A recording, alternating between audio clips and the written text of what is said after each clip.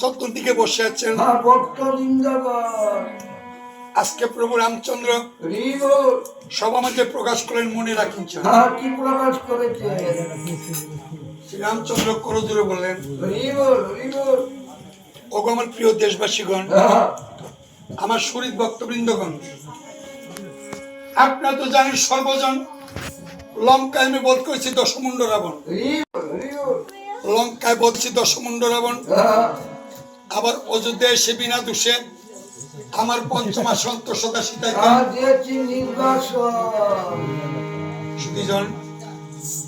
লঙ্কা রাবণ বংশ ধ্বংস করে আর অযোধ্যায় সীতাকে বনবাস দণ্ডদান করে আমি রাম যত ভাব করেছি কামাই। যদি আপনাদের সকলের সদয় অনুমতি পাই তবে অযোধ্যায় রাজ্য সহযোগ্য করে আজীবনে মুক্তি লাভ করতে শ্রীরামচন্দ্র রাজ্য সহযোগ্য করবেন। এই কথা জন্মে ভরত শুনিল। রামের চরণ ধরে ভরত তখন বিনয় বলিল। ভরত বলছে, ঠাকুর ভাই গ্রন্থে লেখা পাই বড় ভাই পিতৃ তুল্য, বড় ভাইয়ের সিদ্ধান্তে ছোট ভাইদের কোনো মন্তব্য নাই। গ্রন্থে লেখা ভাই বর্তমান আমি চলার মধ্যে গ্রন্থের সাথে আমাদের চলার মিল নাই। গ্রন্থে লেখা রয় বাবার অবর্তমানে বড় ভাইকে পিতৃকে নেই, মার অবর্তমানে বড় বৌদিকে মাতৃকে নেই ভক্তি করতে হয়। আর সংসারে যারা বড় ভাই বড় বৌদি হয়, ছোট ছোট ভাই বোনকে দেবর ননদকে আপন সন্তানের মতো বাৎসল্য করতে হয়। তাহলে সে করে দেখেছিল দিন মা লক্ষ্মীর আশ্রয়। ভাইয়ে ভাইয়ে সম্পদ লইয়া যখন হিংসা বিদ্বেষ আরম্ভ হবে, এক ভাইকে ঠকিয়ে যখন আরেক ভাই জিততে যাবে, ভাইকে পর করে পরকে যেন আপন করবে, আর অন্তপুরে যাই যায় ঝগড়াতে আরম্ভ হবে, মা লক্ষ্মী নীরবে জানাতে প্রস্থান করবে, অলক্ষ্মী সগৌরবে দরজা দিয়ে সেই ঘরে সে বিশ্রাম করে। গ্রন্থ লেখা মিথ্যা হতে পারে না। হিংসার ঘরে অলক্ষ্মী স্থান, হিংসার ঘরে মা লক্ষ্মী বাস করে। ভরত বলছে, ঠাকুর ভাই আপনি আমার পিতৃতুল্য বড় ভাই, আপনি রাজস্ব যোগ্য করবেন, তাতে আমার কোনো মন্তব্য নাই। ঠাকুর দেখুন, আপনি রাজস্ব যোগ্য করবেন। রাজস্ব যজ্ঞের নাম যখনই ভরত শুনতে পারে, এই যজ্ঞের নাম শুনে আমার আত্মা যে জল নাই। ঠাকুর দাদা, রাজস্ব যজ্ঞের সর্বনাশ আমি ভরত প্রমাণ দেবো ভাই। জীবনে একবার যে রাজস্ব যজ্ঞ করছেন তার অস্তিত্বই পৃথিবীতে নেই।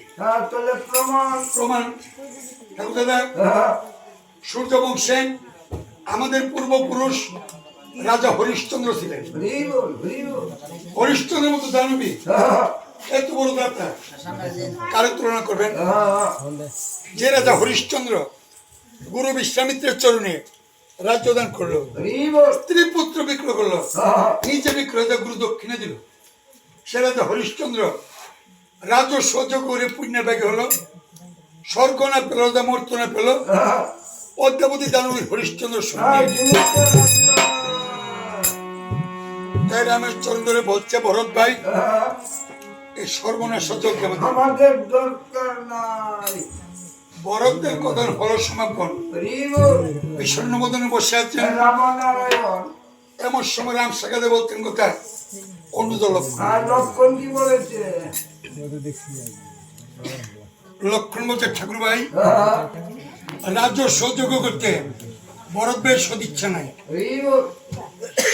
আমি লক্ষণ বলবো ভাই, গ্রন্থে লেখা পাই দিনহীন কাঙালের জন্য বৈষ্ণব সেবা, দিনহীন কাঙালের জন্য বৈষ্ণব সেবা, আর রাজার পুত্র লেগে অশ্বমের যজ্ঞ, যার উপর আর কোন বৈষ্ণব সেবা দিলে কি পুণ্য হয়?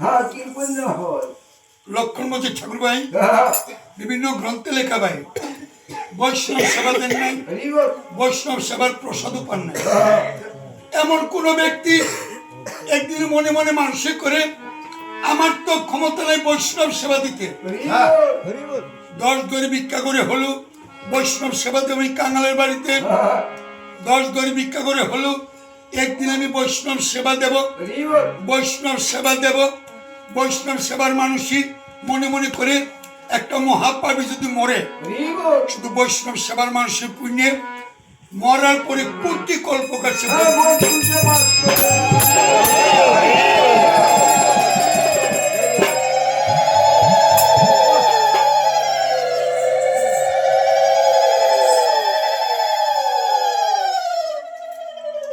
লক্ষণ করো জুড়ে কয় কি কয় ঠাকুর দাদা গ্রন্থে লেখা রয়, সকালবেলা ঘুম থেকে উঠে যদি বৈষ্ণব দর্শন হয় গঙ্গা স্নান করলে বেশি পুণ্য লাভ হয়।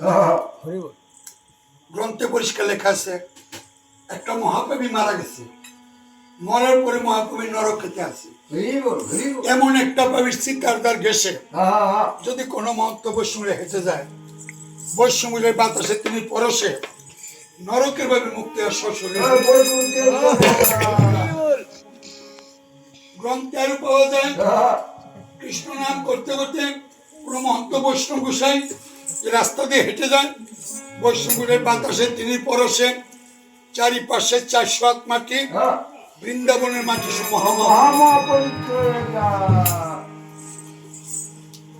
রাম বলছেন বৈশিষ্ট্য মহামণি বৈষ্ণব সেবার মাহাত্ম লক্ষণের মুখে শুনি।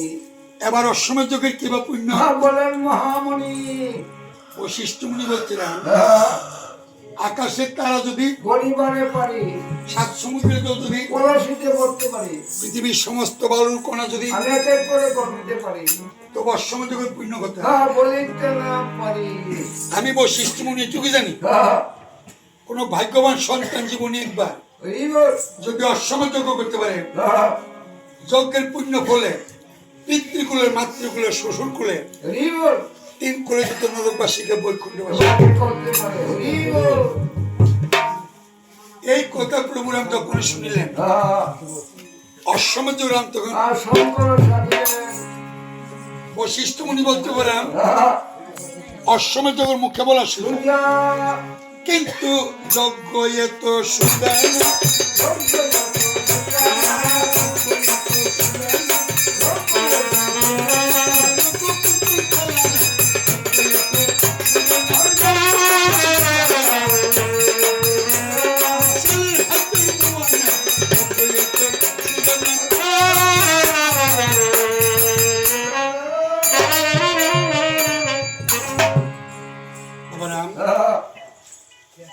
অশ্বমেধ যজ্ঞের অনেক নিয়ম। প্রথম নিয়ম বামেতে বসে স্ত্রী পুত্র দান, তবে যে অশ্বমেধ যজ্ঞ বাবারাম 5 মাসে গর্ভবতী সীতা স্ত্রী নাই দেশে তোমার পুত্র নাই পাশে কারেলা যজ্ঞ করবা মনে রাম বলছে গুরুদেব সীতার যখন হবে প্রয়োজন বামে আমি স্বর্ণ সীতা, পুত্রের যবে হবে প্রয়োজন আমার বক্তপুত্র হনুমানকে কুলে যজ্ঞ নেই। বৈশিষ্ট্য মুনি বলতে পারেন তুমি ভুলে দিও না বামে স্ত্রী বসলে কুলে পুত্র যজ্ঞ হবে না। কেন? কারণ যজ্ঞ এত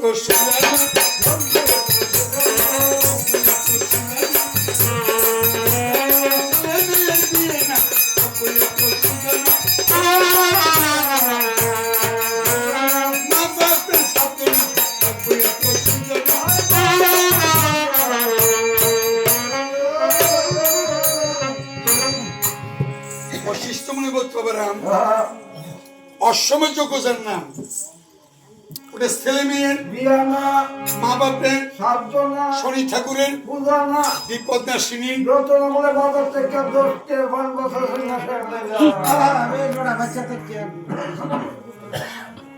অশ্বমেধ যজ্ঞের দ্বিতীয় নিয়ম কি নিয়ম? এই পৃথিবীতে বর্তমান 60,000 মুনি ঋষিগণ, এক কথা 60,000 ব্রাহ্মণ পত্র দিয়ে সবাইকে যজ্ঞের নিমন্ত্রণ। রাম বলছেন গুরুদেব আমার ভক্ত যে সুমন্ত্র সারথী, হরি বল। সুমন্ত্র ইচ্ছে করলে 60,000 ব্রাহ্মণ নিমন্ত্রণ করতে পারে। এক রাতারাতি। বশিষ্ঠ মুনি বলছে রাম, তুমি ভুলে যেও না, এক পাত্রে ব্রাহ্মণ নিমন্ত্রণ যজ্ঞ হবে না। কেন? আরে বাবা, যজ্ঞের নাম তো অশ্বমের যজ্ঞ। অশ্বর্থ কি? ঘুরা ঘুরা একটা ঘোড়ার কপালে জয়পত্র, করিবে লেখন, বেশি দিনে যজ্ঞের ঘোড়া। করিবে ভ্রমণ, কেউ যদি তোমার ঘোড়া করে বন্ধু, বন্দি তার সঙ্গে করবার রণ। রণ, শশাগরা পৃথিবী জয় হবে যজ্ঞ, হবে রাজা চক্রবর্তী, করতে পারবে যজ্ঞ। অযোধ্যা ভুবন, রাম বলছেন, গুরুদেব আমার ছোট ভাই শত্রুঘ্ন তারা দিয়ে দিগ্বিজয় ঘোড়া করিব প্রেরণ, সুমন্ত্রে নিমন্ত্রণ করবে। সাধারা ব্রাহ্মণ, এই বলে রঘুপতি রাম সহস্রপত্র লিখলেন, ব্রাহ্মণ নিমন্ত্রণ দায়িত্ব আর সুমন্ত্র শিখে দিলেন। ভক্ত সুমন্ত্র কিভাবে যাচ্ছে। আর কিভাবে যাত্রা করেছে। অবশ্য